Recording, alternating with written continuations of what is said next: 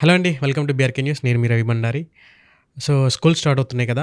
So, పిల్లల విషయంలో ఎవరు ఎలాంటి జాగ్రత్త తీసుకోవాలి? అటు మేనేజ్‌మెంట్ గాని, టీచర్స్ గాని, పేరెంట్స్ గాని.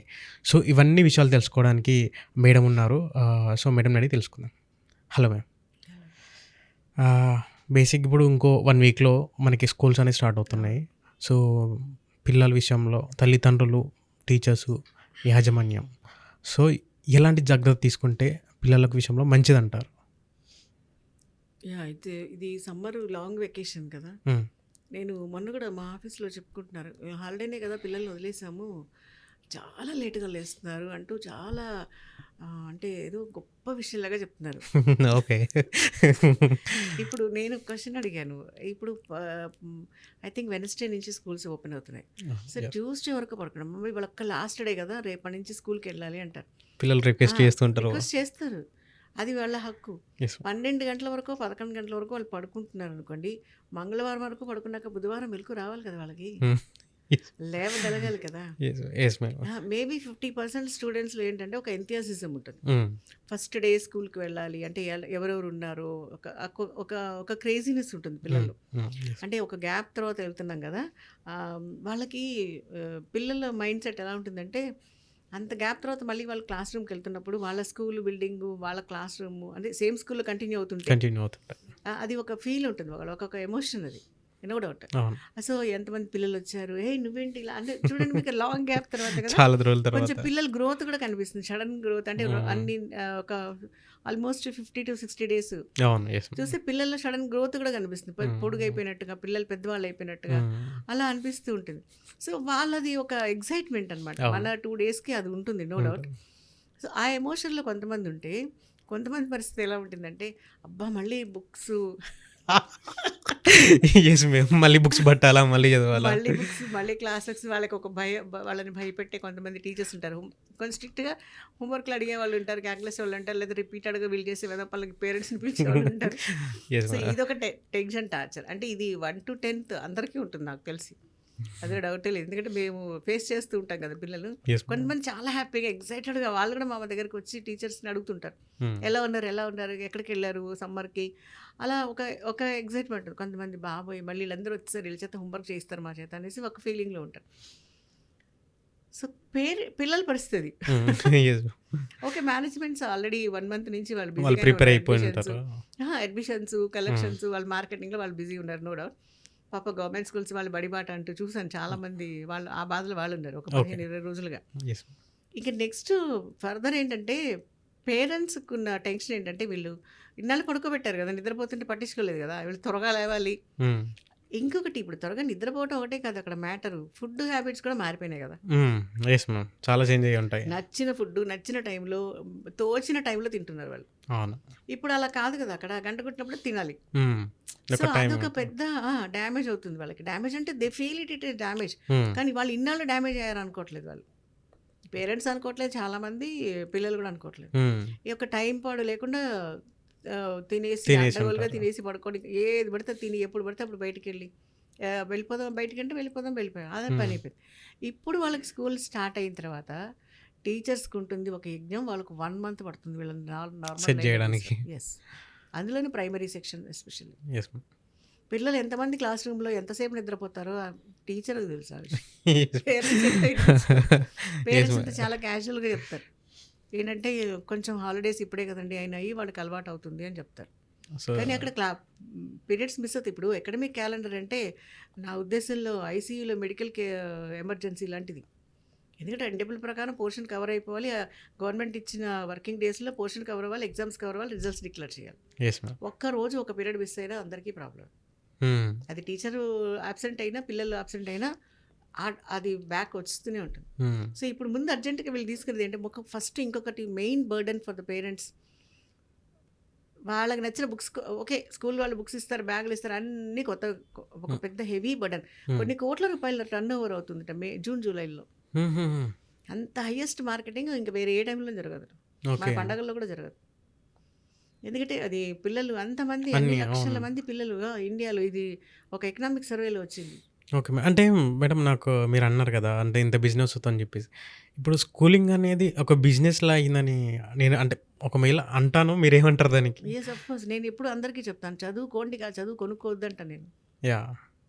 అండ్ ఇప్పుడు చదువుకుంటేనే చదువొస్తుంది. చదువు కొంటే రాదు. రాదు. యెస్. ఎందుకంటే ఇప్పుడు మనం ఎంత ఫీజు కడుతున్నాము, హ్మ్. ఎంత స్టాండర్డ్ బ్రాండెడ్ స్కూల్‌కి వెళ్తున్నాము అన్నది కాదు క్వెషన్ మార్క్. నువ్వు ఎంత చదువుతున్నావు అన్నదే ఇక్కడ క్వెషన్. Yes ma'am. ఇది పిల్లలైనా ఆలోచించుకోవాలి. ఆఫ్‌కోర్స్ పిల్లలు ఆలోచించుకునే అవకాశం పేరెంట్స్ ఇవ్వట్లేదు. హ్మ్. ఎందుకంటే పేరెంట్స్‌కి స్టాండర్డ్ అండ్ ప్రెస్టేజ్ కోసం ఆ! వేస్తున్నారు. పిల్లలకి ఆ! స్టాండర్డ్ ఎడ్యుకేషన్ ఇవ్వాలి. యెస్. ఇప్పుడు అందరూ చెప్పుకుంటారు. మీరెంత ఫీజు కట్టారు? నేను ఏదైనా ఏ స్కూల్‌లో చదువుతున్నారు? ఎంత ఫీజు కట్టారు? నెక్స్ట్ క్వెషన్ అడుగుతా నేను. యెస్. లక్షల్లో ఉన్నాయి వాళ్ళ ఫీజులు. Yes ma'am. ఏంటి ఒక సిక్స్త్, సెవెంత్ లోపల ఉన్న పేరెంట్స్‌నే నేను ఇప్పుడు ఈ ఒక 15 రోజులుగా నేను అడుగుతున్నాను. హ్మ్. 70,000, 80,000 ఇంకా తక్కువే మేడం 40,000 కట్టానన్నాడు ఒకాయన. 40,000 నా మొత్తం చదువంతా కూడా అంత ఖర్చు అవ్వలేదన్నా నేను. అంటే వాళ్ళు ఎంత అంటే ఇప్పుడు 40,000 అన్నారు ఏమండి, చాలా హ్యాపీ ఫీల్ అవుతున్నారు. 40,000 అండి మాకు మా పిల్లాడికి 40,000 కడుతున్నాము హ్మ్. అనేది. చెప్పాను కదా! ఒక ప్రెస్టేజ్ అయిపోయింది. ఆ! చదువుకోవటం నేను అదే అంటున్నాను. చదువుకోవటం అంటే ఏదంటారంటే education is not for a profession. Education should be for a passion. Hmm. అది ఇష్టపడి చదువుకోవాలి. అప్పుడు అది ప్యాషన్ అవుతుంది. ఇది నేర్చుకుంటున్నాము. ఇది హ్మ్. నేర్చుకోవాలి. ఈ విషయంలో మనం ఇంకా కొంచెం అప్‌గ్రేడ్ అవుతాము. లేదా ఈ ఈ ఈ క్వాలిటీ చదువు లేతే ఈ పర్టిక్యులర్ సబ్జెక్ట్‌లో హ్మ్. హ్మ్. ఆహ్, యెస్ మ్యామ్. పిల్లలు ఇంట్రెస్ట్ ఎక్కువ చూపిస్తున్నారు. దాంట్లో వాడు ఏమో రేపు వాడు సైంటిస్ట్ అవ్వచ్చు అదే మ్యాటర్‌లో. కదా! అది యెస్ మ్యామ్. ప్యాషన్. ఇది ప్రొఫెషనల్‌గా చదువుకోవాలి. ఇప్పుడు నువ్వు బీటెక్ వెళ్ళిపో చదువుకో లేదా నువ్వు డాక్టర్ అవ్వు. మంచి అదేంటి యూఎస్ వెళ్ళిపోవచ్చు ఇంజినీర్ అయిపోతే.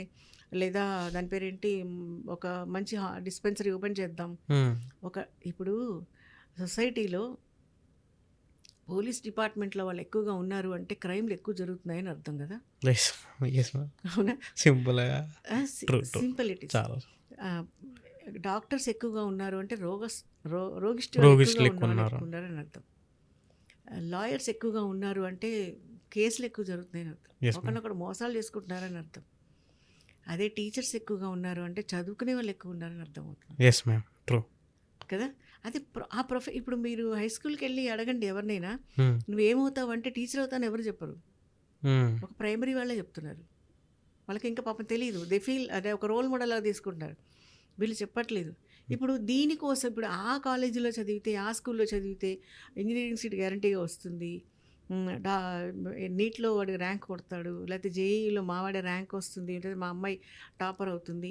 ఏదో వచ్చిన 10 ర్యాంకుల కోసం వీళ్ళు 100,00,000లో ఫీజులు కట్టేస్తున్నారు. హ్మ్. Yes ma'am.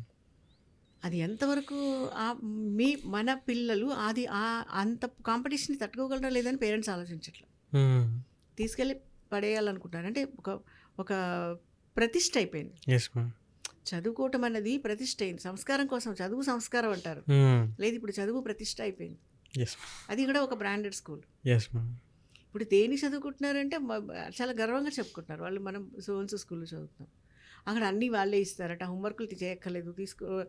దాని పేరేంటి వాళ్ళే ఫుడ్ పెట్టేవి ఉన్నాయి. అని ఇంకా డబ్బులు ఎక్కువ కడుతుంటే వాళ్ళే బ్రేక్‌ఫాస్ట్, లంచ్ అన్నీ చేస్తారు. అంటే వాడి చైల్డ్‌హుడ్ అంతా మా అమ్మ చేసిన స్నాక్స్ ఇష్టంగా తినకుండా స్కూల్‌లో వాళ్ళు చేసిన స్నాక్సే ఇష్టంగా తింటున్నాడు. హ్మ్. ఆ తర్వాత వాడికి ఏం టేస్ట్ తెలుస్తుంది? వాళ్ళ అమ్మ ఏం చేస్తుందో, ఎలా వండుతుందో? ఆ పిల్లలకి తెలియదు కదా! హ్మ్. సో, ఈ టైప్‌లో పేరెంట్స్ స్కూల్స్ అడ్మిషన్స్ తీసుకుంటే పిల్లలకి, పేరెంట్స్‌కి మధ్యలో ఎఫెక్షన్ ఏది? నేను అంతకుముందు కూడా చెప్పా ఒకసారి. మేమే చదివిస్తాము. ఇప్పుడు పేరెంట్స్ ఎట్లా ఉన్నారంటే, మీరే హోంవర్క్‌లు చేయించక్కర్లేదు. స్టడీ వరకు మేమే తీసుకుంటాము. హోంవర్క్‌లు మేమే చేయిస్తాం అంటున్నారు కదా! హ్మ్. లేదంటే అలా లేని అవకాశం ఉంటే పేరెంట్సు ట్యూషన్స్‌కి పంపిస్తున్నారు. ఈ 2 ఉంటే పిల్లవాడికి హోంవర్క్ ఇచ్చింది టీచరు.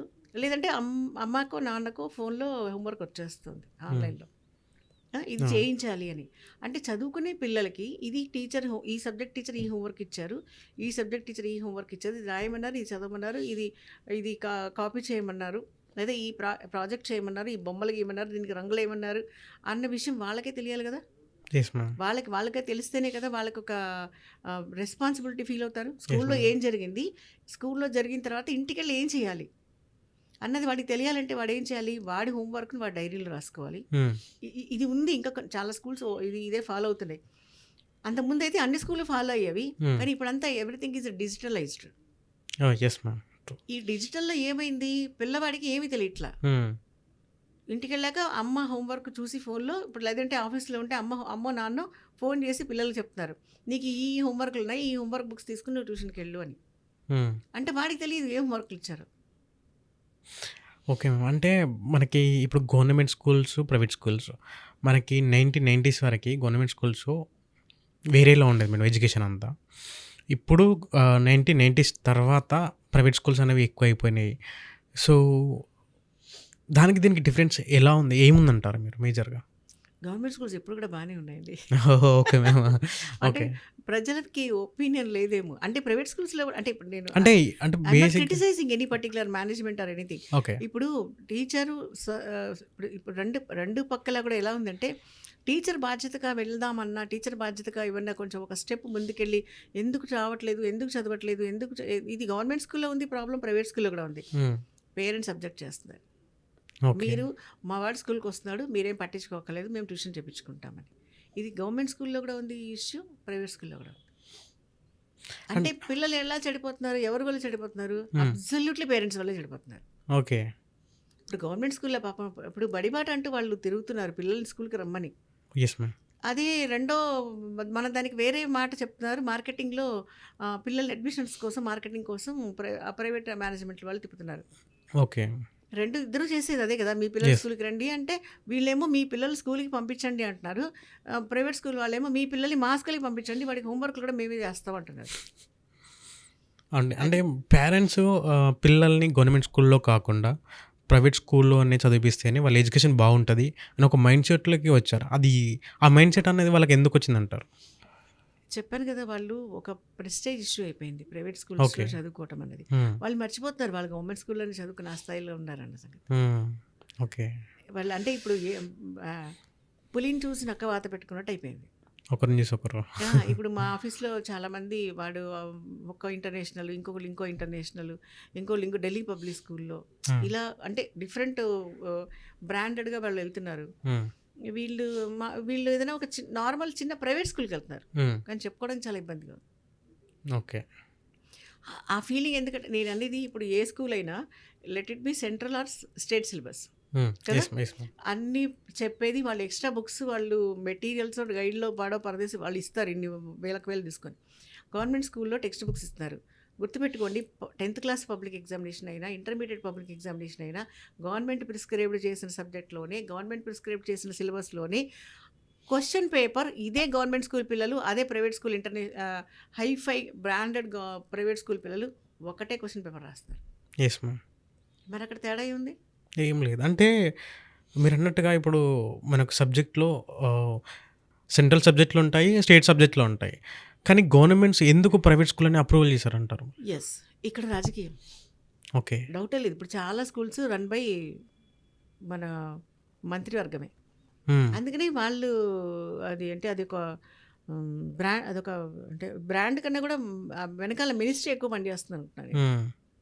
మరి ఎడ్యుకేషన్ మినిస్ట్రీ ఏం చేస్తుందో తెలియట్లేదు గానీ. Yes ma'am. ఇప్పుడు చాలా ప్రైవేట్ స్కూల్స్ పెద్ద పెద్ద అంటే హైఫైగా పెరిగిపోయినవన్నీ కూడా వెనకాల మినిస్టర్సే ఉన్నారు. హ్మ్. రాజకీయ నాయకులు ఎప్పుడైతే దీంట్లో దిగారో అందుకే అంట నేను చదువుకుంటేనే తప్ప కొనుక్కుంటే రాదు కదా! యెస్. చదువుకోవాలి అది మరి వీళ్ళందరూ కూడా ఇప్పుడు అదేంటి చదువుని అమ్మచ్చు అనే స్థాయిలకి తీసుకెళ్లారు. దిగజారిపోతే కష్టం. అవును. చదువు చెప్పాలి అనుకోవాలి గానీ చదువుని అమ్మాలి అనుకుంటే ఎలాగా? యెస్ ఇప్పుడు మ్యామ్. జరుగుతున్నది అది.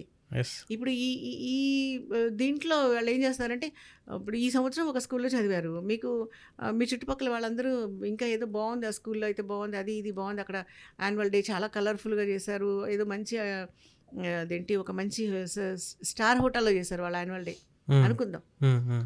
అని వాళ్ళు చెప్పుకుంటుంటే యూ ఫీల్ అబ్బా! మన పిల్లలు కూడా అంత చదివిస్తే బావుండేమో. అప్పు చేసైనా చదివించడానికి రెడీగా ఉన్నా. నేను చాలామంది ఆటో డ్రైవర్స్‌ని జనరల్‌గా ఆటో ఎక్కగానే అడుగుతా నేను. మీ పిల్లలు ఎక్కడ చదువుతున్నారు? ఏం చదువుతున్నారు? అంటే అంతకుముందు వేరే ఫోన్‌లో లబోదిబో మొత్తుకుంటూ ఉంటాడు. ఆ టర్మ్ ఫీజ్ కడుతూ ఉండాలి గదా! హ్మ్. అప్పుడు అడుగుతాను. ఆ కన్వర్సేషన్‌లో నాకు అర్థమైపోతుంది. పాపం వాడు స్ట్రగుల్ అవుతున్నాడు ఫీజు కట్టడానికని. అడుగుతాను నేను ఏ స్కూల్‌లో చదువుతున్నారు? అంటే ఏదో చెప్తాడు. కట్టాలంట మేడం ఇంకా 4 రోజుల్లో లేదంటే స్కూల్‌కి రావద్దంటున్నారు. ఎందుకు పంపిస్తున్నావు అంత కష్టపడి? ఆటో ఎంత కష్టపడి గాల్లో మనం కాసేపు ప్రయాణం చేస్తేనే మనకు కష్టంగా ఉంది అవును. గదా! రోజంతా ఈ గాల్లో, ఎండలో పడి ఆటోలో తిరిగే నువ్వు, ఈ కష్టార్జితంతా ఎందుకు ప్రైవేట్ స్కూల్ పోస్తున్నావు? గవర్నమెంట్ స్కూల్స్ ఎంత బాగున్నాయి కదా! గవర్నమెంట్ స్కూల్ బాగా లేదు అని చెప్పకండి. అక్కడ పిల్లలు ఇప్పుడు ఏదైనా స్కూల్ బాగుంది అంటే పేరెంట్స్ పర్ఫెక్ట్‌గా ఉంటేనే స్కూల్ బావుంటుంది. ఒక పేరెంట్‌కి ధైర్యం ఉండాలి. బాధ్యత ఉండాలి. ఏమని? ఈ లెసన్స్, ఈ సిలబస్ ఎందుకు ఎగ్జామినేషన్ ముందు అవ్వలేదు? ఈ నోట్స్ ఎందుకు కరెక్షన్ చేయలేదు అని అడిగే హక్కు పేరెంట్స్‌కుంది. అడిగే దమ్ము కూడా పేరెంట్స్ ఉంచుకోవాలంట నేను. అప్పుడు గవర్నమెంట్ స్కూల్ వాళ్ళు ఎందుకు గవర్నమెంట్ స్కూల్ బాగోవు? They will be perfect. Parents ఎందుకు అడగలేరంటే మన పిల్లలు పర్ఫెక్ట్‌గా అక్కడ లేరు కాబట్టి. టీచర్ కంప్లెయింట్ ఇచ్చినప్పుడు మన స్కూల్‌కి వెళ్ళలేదు కాబట్టి నెక్స్ట్ క్వెషన్ పేరెంట్స్‌కి వేసే అర్హత కోల్పోతున్నారు. అది ప్రైవేట్ అవ్వని, గవర్నమెంట్ అవ్వని. ఇప్పుడు చాలామంది ప్రైవేట్ స్కూల్‌లో కూడా మీకు తెలుసా పేరెంట్స్ ఏమంటారో? పర్వాలేదులెండి మేము రారు. వాళ్ళ ఉద్దేశంలో మేము ఇంత కొంతమంది ఎలా అడుగుతారో తెలుసా? అదేంటి ఇంతింత ఫీజులు కట్టించుకుంటున్నారు, మా అబ్బాయికి మార్కులు రావట్లేదు అని.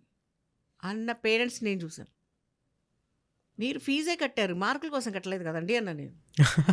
మార్కులు వాడు చదివితే వస్తాయి. ఫీజు కట్టారు మీరు ఇష్టం మీరు వస్తున్నారు. పిల్లవాళ్ళు చదివితేనే కదా వస్తాయి. ఇప్పుడు నోట్స్ రాయలేదని కంప్లైంట్ చేసినప్పుడు రాలేదు. ఆ? మీ అబ్బాయి లేట్‌గా వస్తున్నాడు అన్నప్పుడు రాలేదు. మీ పిల్లలు సరిగ్గా ఫ్యాటీ ఫుడ్ జంక్ ఫుడ్ లాగా స్నాక్స్ తెచ్చుకోవద్దు అని చెప్పినప్పుడు మీరు రెస్పాండ్ అవ్వలేదు. మార్కులు, ర్యాంకులు తగ్గగానే అదేంటి మా అబ్బాయి కూడా బాగానే చదువుతాడు కదా! బాగానే రాస్తాడు కదా! ఎందుకు మార్కులు అడగటానికి మాత్రమే పేరెంట్స్ చాలామంది వస్తారు. మరి కంప్లెయింట్ ఇచ్చినప్పుడు ఎందుకు రారు వాళ్ళు? ఇది గవర్నమెంట్ స్కూల్‌లోనూ ఉంది ప్రాబ్లము. Private school. ప్రైవేట్ స్కూల్‌లోనూ ఉంది. ఇది రెండు ఈక్వల్‌గానే ఉన్నారు. అంటే ఎవరి స్థాయికి వాళ్ళ ఆహ్, ర్యాంకులు మాత్రమే ఆలోచిస్తున్నారు. నేను ఎన్ని ర్యాంకులు ఫస్ట్ ర్యాంకు, స్టేట్ ర్యాంక్ అయినా, గోల్డ్ మెడల్ అయినా ఒకడికే వస్తుంది. కానీ వాడికి కాంపిటీషన్ ఇచ్చేవాడు ఉంటాడు చూడండి. ఒక స్టేట్ ఫస్ట్ ర్యాంక్ హోల్డర్‌కి let it be intermediate or 10థ్ స్టాండర్డ్ లేదా డిగ్రీ యూనివర్సిటీలో కానియండి, లేదా ఒక కాలేజ్ ఫస్ట్ ఎవడైనా కానియండి. ఒక స్టూడెంట్‌కి ఫస్ట్ ర్యాంక్ రావటానికి వాడంత కాంపిటీషన్‌గా ముందుకు వెళ్ళాలి అంటే వాడి వెనకాల ఎంత పోటీ ఉంటే వాడు వెళ్ళగలిగాడు. వాడు కాదు వాడికి పోటీ ఇచ్చిన వాళ్ళు గొప్పవాళ్ళంట నేను. యెస్. True ma'am. యెస్. కదా! ఇంతమంది వాడికి కాంపిటీషన్ ఇప్పుడు మనం గేమ్స్‌లో కూడా చూస్తూ ఉంటాం. ఫ్రాక్షన్ ఆఫ్ సెకండ్స్‌లో వాడు గెలుస్తాడు. పాపం సిల్వర్, బ్రాంజ్ వచ్చిన వాడు ఫ్రాక్షన్ ఆఫ్ సెకండ్స్‌లోనే పోతుంది. కానీ వాడికి ఎంత టఫ్ కాంపిటీషన్ ఇది. వాడికన్నా వీళ్ళే గొప్పవాళ్ళు. నేను ఎప్పుడు పిల్లలు కూడా అదే చెప్తా మోటివేషన్‌లో. Don't wait for give pressure to the first rank. Hmm. అమ్మో! వీళ్ళని నేను క్రాస్ చేసి వెళ్ళాలి. వీళ్ళని నేను క్రాస్ చేసి వెళ్ళాల్సొస్తుంది. ఇంకా చదవాలేమో అని వాడిని టెన్షన్ పడనండి. You be perfect. అలాగే ఈ మేనేజ్మెంట్ వాళ్ళు కూడా ఇప్పుడు మనం పేరెంట్స్, పిల్లలు అనుకున్నాం కదా! మేనేజ్మెంట్ వాళ్ళు డబ్బులు వసూలు చేస్తున్నారు. చాలా ప్రాబ్లమ్ కొన్ని ప్లేసెస్‌లో ఆహ్, వాళ్ళు కొంత స్టాఫ్ మెంబర్స్‌ని ఆహ్, అకాడమిక్ అంటే ఇది చదువు చెప్పేవాళ్ళు అవ్వచ్చు, లేదా నాన్ దీన్ని కూడా అవ్వచ్చు. ఆ స్కూలు అంటే విద్యాలయం అంటారు. స్కూల్ మన తెలుగులో చెప్పేటప్పుడు విద్యాలయం అంటారు. విద్యాలయం అంట. మరి ఆ ఆలయంలో ఎంత పవిత్రంగా ఉండాలి కొన్ని విషయాల్లో. అంటే మనుషులందరూ ఎంత పవిత్రంగా ఉంటే కొన్ని కొన్ని అరాచకాలు జరగవు కదా అక్కడ. లైక్ అది పర్ఫెక్షన్ ఉండాలి ఈ అబ్జర్వేషన్‌లో. అండ్ సెకండ్ థింగ్ ఆ స్టాఫ్ మెంబర్స్ అందరూ అలా ఉంటారని నేను అనను. భయంకరమైన మనుషులు కూడా ఉన్నారు అక్కడ. ఇది 2 ప్లేసెస్‌లోనూ ఉంది. ఒకటే కాదు. అండ్ సెకండ్ థింగ్ వాళ్ళు పెట్టుకునే వ్యాన్ డ్రైవర్స్ కానీ, అండ్ వ్యాన్‌లో వెళ్ళేటప్పుడు పిల్లలు, వ్యాన్ డ్రైవరు, ఆ వ్యాన్‌లో ఉండే ఇంకొక గైడెన్స్ ఎవరైనా ఉంటే వాళ్ళు కానీ ఎంత పర్ఫెక్ట్‌గా ఉన్నారు. ఎక్కడ డ్యామేజ్ అవ్వకూడదు. ఒక డ్యామేజ్ స్కూల్ పేరిపోతుందేమో అని అనుకోవచ్చు. 30 ఏళ్ల నుంచి నడుస్తున్న స్కూలు 3 రోజుల్లో నాశనం అయిపోయింది అనుకున్నారు. కాదు. ఒక భావి పౌరుడి జీవితం నాశనం అయిపోతుంది. కదా! ఇది దయచేసి ఈ విషయంలో మాత్రం చాలా పర్ఫెక్ట్. ఇప్పుడు అవి teachers and schools and management let it be government or private they are working with lives not yes. Lifeless files. Yes ma'am. ఈ ఈ ఈ ఈ తేడా వాళ్ళకి తెలిసినప్పుడు మన ఆఫీస్‌కెళ్తే ఫైల్ అది సిస్టమ్‌లో ఉందో పక్కన కుప్పలుగా పడుందో అది వేరే విషయం. ఆ ఫైల్ మనం ఓపెన్ చేస్తేనే ఓపెన్ అవుతుంది. కానీ పిల్లవాడు మన ఎదురుగుండా కూర్చున్నారు స్టూడెంట్స్. వాళ్ళ జీవితాలతో ఆడుకోవద్దు ఎవరు కూడా. ఎటువంటి పరిస్థితిలోనూ. అది టీచింగ్ స్టాఫ్ అవ్వచ్చు, నాన్ టీచింగ్ స్టాఫ్ అవ్వచ్చు. ఈ విషయంలో మాత్రం మేనేజ్మెంటు కాళ్ళ కింద నిప్పులు పోసుకొని అబ్జర్వ్ చేయాల్సిన విషయం ఇది. అలా చేయగలిగితేనే దయచేసి స్కూల్ పెట్టండి అంటాను నేను మేనేజ్మెంట్ వాళ్ళని. లేదంటే మూసేసి మీ ఇష్టం హోటల్ పెట్టుకోండి, ఇంకేమైనా పెట్టుకోండి వాళ్ళ ఇష్టం. డబ్బులు సంపాదించాలంటే చాలా ఉన్నాయి. చాలా ఉన్నాయి. Yes ma'am. కదా స్కూల్స్ పెట్టి పిల్లల జీవితాలు నాశనం చేయొద్దు. వాళ్ళ పేరెంట్స్ కూడా కొంచెం ఆలోచించమంటున్నారు. ఎక్కడ సేఫ్టీ ఉంది? ఇప్పుడు స్కూల్‌కి వెళ్తున్నప్పుడు నిద్ర లేవటం ఒకటే కాదు. ఆ తర్వాత వాడి behaviour full day, the whole academic year ఎవరితో ఎలా బిహేవ్ చేయాలి? ఎక్కడ తేడా అనిపిస్తే ఇమ్మీడియేట్‌లీ అదే సేమ్ టైంలో పిల్లలు ఏమన్నా కంప్లెయింట్ ఇచ్చినా కూడా parent let them react for that one. రెస్పాన్సిబుల్‌గా తీసుకొని రియాక్ట్ అయ్యి అసలు ఏంటి? ఎందుకు చెప్తున్నారు వాళ్ళు? ఎక్కడికి వెళ్తారు, ట్యూషన్కి వెళ్ళే దారి, లేదా స్కూల్కి వెళ్ళే దారి, లేదా స్కూల్లో టీచర్లు, ఇవన్నీ కూడా పర్ఫెక్ట్గా చూసుకోకపోతే మాత్రం దేశం బాగుపడింది. ఎందుకు దేశం బాగుపడలేదంటే ఇలాంటివన్నీ ఉంటే దేశం బాగుపడటం కష్టం. ఎందుకంటే ఎప్పుడు తవ్విన గోతిని పూడ్చుకోవడమే సరిపోతే మనం మెట్లు ఎప్పుడు కట్టగలుగుతాం ఎస్ మ్యామ్. కదా. సో ఇవన్నీ 100% 4 పక్కల అబ్జర్వ్ చేయాల్సిన విషయాలు. అండ్ టీచర్స్ కూడా పాట పీరియడ్ బెల్ కొట్టారంటే మన టైము మన సిలబస్ అయిపోయిందా లేదా కాదు, సిలబస్తో పాటు పిల్లవాడు సిస్టమేటిక్గా ఉన్నాడా లేదా కూడా చూడండి. పర్వాలేదు వాడికి 40 మార్కులు వచ్చినా కానీ వాడికి 60 మార్కులు 70 మార్కులు వచ్చి 90% వాడికి ఒక క్యారెక్టర్లెస్గా పిల్లలు తయారైతే మాత్రం ఆ పిల్లల్ని నాశనం చేసిన వాళ్ళు అవుతారు. 40 మార్కులు వచ్చి బాగుపడ్డవాడు టీచర్ని ఎప్పుడూ గుర్తుపెట్టుకుంటారు. 3 తరాలు గుర్తుపెట్టుకుంటారు ఒక టీచర్ పర్ఫెక్షన్ అంటే. మార్కులు కాదు, ఒక టీచర్ పర్ఫెక్ట్గా ఉందంటే ఆ తండ్రి మా పిల్లలకి ఆ టీచర్ ఉంది కాబట్టి మా పిల్లలు ఇంత డెవలప్ అయ్యారని తండ్రి చెప్తే, తాతగారు కూడా చెప్తారు మా మనవాళ్ళు ఇంత బాగా ఉన్నారని. వాడు గర్వంగా చెప్తాడు ఆ పిల్లవాడు, మా టీచర్స్ అంత స్ట్రిక్ట్గా ఉన్నారు కాబట్టి నేను ఈరోజు ఈ పొజిషన్లో ఉన్నాడు. వాడు అమెరికాలో ఉండని, ఆస్ట్రేలియాలో ఉండని, definitely he will remember this, especially school teachers. Yes 10 to 11, 12 సంవత్సరాలు స్కూల్లో వాడు నేర్చుకున్న డిసిప్లిన్, అది వాడి జీవితం మొత్తం రిఫ్లెక్ట్ అవుతుంది, రియాక్ట్ అవుతుంది. Yes ma'am. కాబట్టి teachers please be, it's not a profession, it is a passion. గుర్తుపెట్టుకోండి, జీతం అందరికీ కావాలి, బతుకుతెరువు అందరికీ కావాలి, కానీ ఇది మాత్రం ఒక సామాజిక బాధ్యతలాగా చేయాలి టీచర్స్. అది మాత్రం నేను స్ట్రాంగ్ అందరికీ చెప్తున్నాను నేను. Yes thank you ma'am. Yes చూశారు కదా. సో ఒక విద్యార్థి లైఫ్ బాగుండాలంటే అటు పేరెంట్స్ జాగ్రత్త తీసుకోవాలి, అటు టీచర్స్ జాగ్రత్త తీసుకోవాలి. ఎట్ ది సేమ్ టైం పిల్లల్ని తీసుకెళ్ళడానికి ఉండే drivers, auto cabs, bus drivers, వీళ్ళందరూ కలిసి అంత జాగ్రత్త తీసుకుంటే పిల్లల లైఫ్ అనేది అంత బాగుంటుంది. సో పిల్లల లైఫ్ బాగుంటేనే దేశం బాగుంటుంది. చాలా చక్కగా చెప్పారు కదా. So thank you ma'am. So ఇలాంటి మరిన్ని వీడియోస్ కోసం చూస్తున్నానండి బీఆర్కే న్యూస్. Thank you.